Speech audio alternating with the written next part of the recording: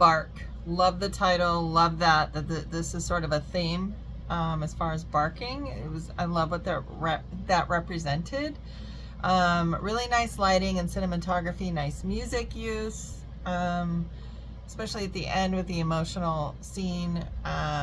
Really nice portrayal of bullies, I think, in this negative light, and how the power they supposedly hold over us. The scene at the end was just beautiful, with them closing their eyes, seeing this bully for what he really was. Really, a human being and somebody in trouble who's being bullied by somebody else.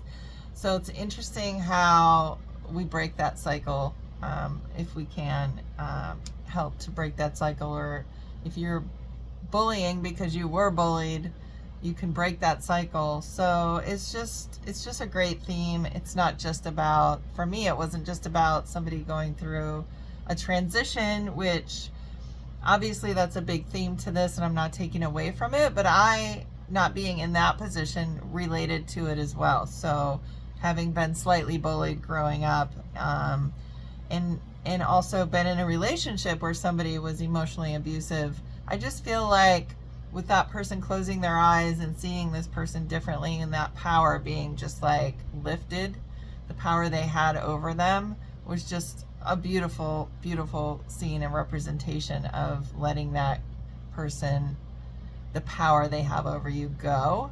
It's just beautiful. So I liked the theme of the bark. It was great. And the red light, when the person was imagining, the bully, not only the bully barking, but now everybody feeling that everybody's barking at them and attacking them. It's just such a great depiction of how that can make somebody feel.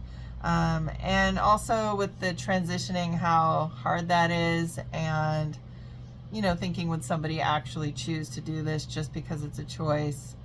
And I mean, it's just such a huge thing to go through. Anyway, the prejudice here, that there's prejudice outside of even that part of it. There's prejudice within just people who are different, from different places. And it's just you included so much in this, but it was so, it's just such a great length. It wasn't too long for me, and it flowed really nicely. And I really love the script. The conversation in the bathroom was beautiful between these two people, and the peace that these people had, as opposed to the people that were bullying not only other people but within their own group. I don't know, just it all came together really well for me. The casting, the acting, all of it was just done really well, and technical stuff was there, and you guys are going to do great with this, and just really well done. Thank you for doing this. It was great. I might not know how to pronounce this one, but I know that I loved it. Geltu or Geltu. Really amazing piece. It doesn't preach. It's not overly dramatic, even though it treats very, very dramatic topics. And it does so with real elegance, a very clean style. I usually love kind of Scandinavian kind of filmmaking. I think it feels very contemporary, and it's a very new age kind of filmmaking, which I love. Great performances. They felt very intimate and authentic, and even some scenes that might, even though the subject is not totally new or fresh, I think it's treated in a very tender way, which I liked. And even the most, what you would call cliche moments, like the bullying scenes, are very powerful. They're done in a way that feels very real. I guess that's the intent of this film, realness, and it achieves so with a lot of style. I loved it. Bark. I really enjoyed this. I thought this was a really, really well developed story. I liked that they took you through multiple kind of scenes and emotions, which I think just really helped to show the full character, like the fully developed, like a full person instead of just seeing like a snippet or a section of a person, which you can sometimes get in movies and TV shows. So I really liked that you kind of saw this moment like alone or like semi-alone with this like younger brother, and you know, that kind of relationship, and obviously how far-reaching the bullying had kind of gotten. And you also saw it from multiple points of view of like, you saw from her point of view, you saw from like more of like the bully's point of view, and even, you know, somebody that maybe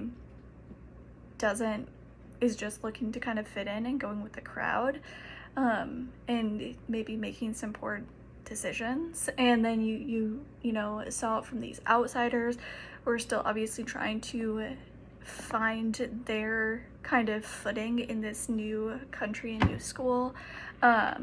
You saw it from the friend and just looking to be supportive and, you know, trying her best. And, you know, you saw it from all these different points of views, and within that you got a multitude of different emotions from each of the characters.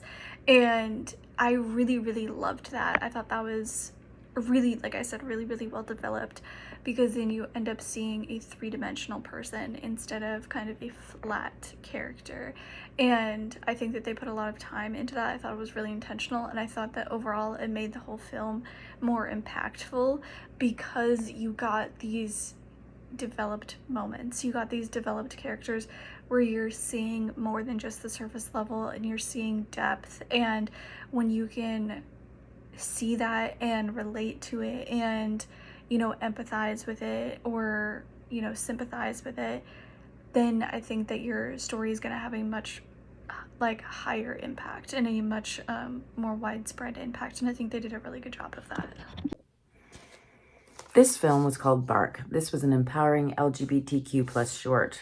The first barking scene was extremely terrifying. You could really sense the hatred for the brave lead.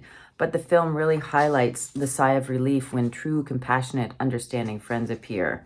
The film does an excellent job highlighting the horrible struggles that people from the LGBTQ plus community have had to endure because of ignorance, intolerance, and cruelty.